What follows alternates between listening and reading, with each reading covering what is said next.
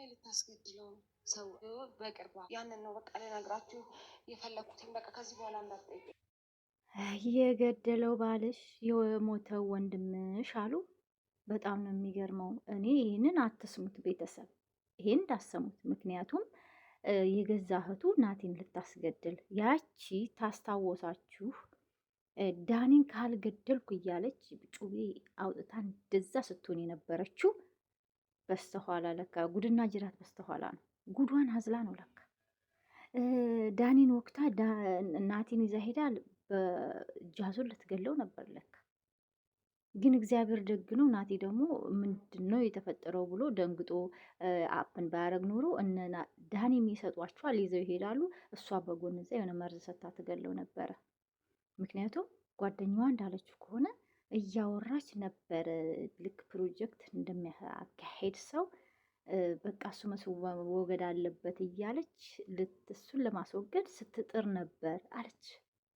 እና እንደዛ ከሆነ ሰው እንዴት ወንድሙ ላይ መከታ ላይ አንድ ወንድማቸው ላይ እንዴት ነው እንደዚህ አይነት ነገር የሚፈጠረው? በጣም ነው የተገረምኩት እኔ እውነቴን ለመናገር። እረ ስንት ቤተሰብ እኮ አለ ከእናት ከአባት ድብልቅልቅ የተወለደ። በፍቅር ካደጉ እኮ በፍቅር ነው እንጂ እንደነዚህ አንድ ወንድም መከታ ያላቸው በዝን ያህል ተንኮል።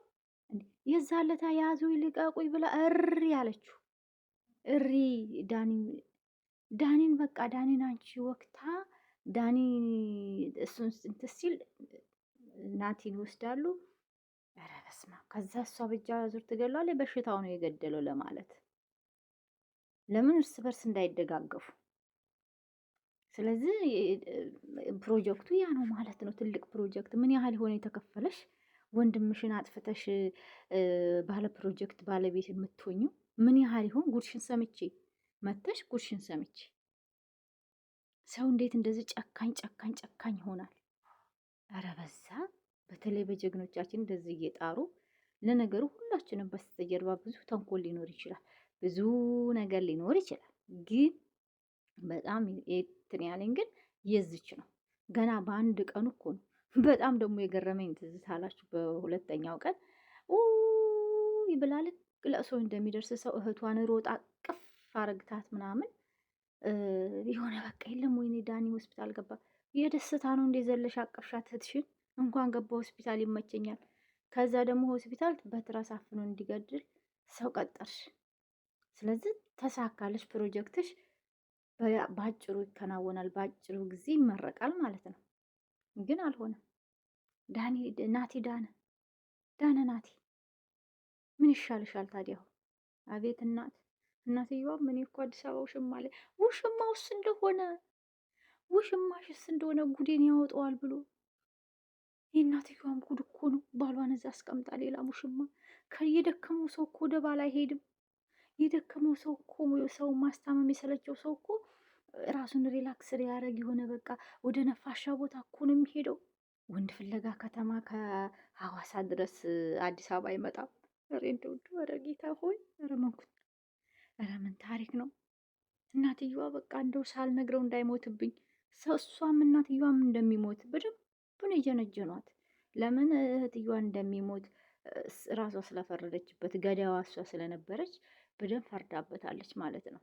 ስለዚህ እናትየዋን አሳምናት። እናትየዋም ሳይሞት እኔ ውሽማዬን ልነግረው ነው በሱ ላይ አግብቻለሁ 80 ያለኝ። ኧረ በጌታ በኢየሱስ ስም ኧረ ይቅር ይበላችሁ እናንተ ሰዎች። በልጆቻችሁ ነፍስ አትጫወቱ። ኧረ ልጆቻችሁ ቢያንስ የወንዶ ትንሽ እንኳን የእናንተን ርዋን እድሜ ይኖሩ። በእውነት በጣም ነው ያዘንኩትኝ እኔ ውድ ቤተሰቦች፣ ይቅርታ አድርጉልኝና እንደው ሳዳምጠው እዛ ጋ ጓደኛዋ ናቲ ሊገደል እንደዚህ ስትል እናትየዋ እዚህ ጋ ሌላ ስትል እንዴት ግጥምጥም ነው የሚለው። ግን ጀግኖቻችን ኑሩልን፣ እግዚአብሔር እድሜ ጤና ይስጣችሁ። በእውነት ነው የምለው። እንኳን ዳንዬ ዳንክልን። እቺ መሰንጢ ደግሞ ፈጣሪ አምላክ የእጇን ይሰጣታል።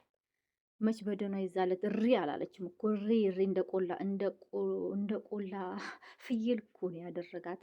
እሪ ካልገድልኩ ዳኒ ስትል አንተነ፣ በሌላም ጊዜ አንተነ። ስለዚህ እሺ ነው እኛ እኮ ብለናል። ታዲያ ደስ የሚለው ነገር ጀግኖቻችን የምንጽፈውን ያሉ የምንላቸውን ይሰማሉ። ለዛ ይጠቅማቸዋል። ስለሚጠቅማቸው እነሱም ከእኛም በላይ ደግሞ ጥበቡ እነሱ ጋር ስላለ እኛ ደግሞ ተመልካችንንና በደንብ ስለምንታዘብ ያው እግዚአብሔር ይመስገን አሁን ናትዬም ድኑ በደንብ እንዲመጣ ተስፋ አደርጋለሁ። እግዚአብሔር ይመስገን እህትየዋም እንደምታፈር እንግዲህ አላቅማ ከእሷ ጋር እንዳለ ማለት ነው። እናትየዋ ግን በጣም አሳፋሪ ስራን የሰሩት። ግን ደግሞ በዛ አጋጣሚ የማስተላልፈው ናቲ ደህና ሳይሆን ሳይድን አትንገሩት። የእናትየዋን ጉድ ነው የምለው። ምክንያቱም ደንግጦ የሆነ ነገር ያስባል። እዛ ጋ አባቱ አለ፣ ታማሚ ነው። እዚ ጋ እናት ደግሞ ሁሌ እየመጣች ይሄን የምታደርግ ከሆነ ስለዚህ ናቲ ይሄ ነው ብትሉት ይደነግጥና የሆነ ነገር እንዳይፈጠር አሁን አትንገሩት፣ አሁን አታገናኟቸው። ሁሉንም ነው የምለው። ወላ እናት ወላ ምናምን ገባችሁ? ምንድን ነው እሱ ሳልነግረው እንዳይሞት እንዴ! እንደውም ሳይሰማ ቢሞት ነው የሚሻለው ያንቺን ጉድ። እውነት ለመናገር ነግራው ድጋሜ ፌንት ሰርቶ የሆነ ነገር እንዳይሆን አደራ እንዳታገናኙትና እንዳታወራ። ካየችው ትየው ግን እንዳታወራ። ይሄን ጉዷን ከዳነ በኋላ ታውራ ባይ ነኝ እኔ በእኔ ማለት ነው። ምክንያቱም ይሄን ጉድ እሱ መሸከም አይችልም ከጤናው ጉዳይ ጋር ማለት ነው። መሸከም ስለማይችል ማውራት የለባትም እናትየዋ ባይ ነኝ። ምክንያቱም እናትየዋ ጋርም ትንሽ የሆነ ችግር ያለ ይመስላል። ምክንያቱም የሚስጥር ከሚወጣ ልጄ ሊሙትም ልትል ትችላለች። የድሮ ሰዎች ታውቃላችሁ እንትን ናቸው፣ ስማቸው በጣም ራሳቸውን እንትን ይላሉ። ለስማቸው በጣም ነው የሚቆሙት። እንዳሁኖቹ አይደሉም። የአሁኖቹ ምንም ችግር የለባቸውም። እና ይሄን ለማለት ነው ውድ ቤተሰቦቼ። እችን መሰንጢ ደግሞ ፈጣሪ አምላክ ከነዳኒ ጋር ምን እንደምታወራ ለመስማት ጓጉቻለሁ እውነት ለመናገር። በተረፈ ሁላችሁም ለምታበረታቱኝ ከልብ አመሰግናለሁ። በስደት ያላችሁ ምንም አይንካችሁ።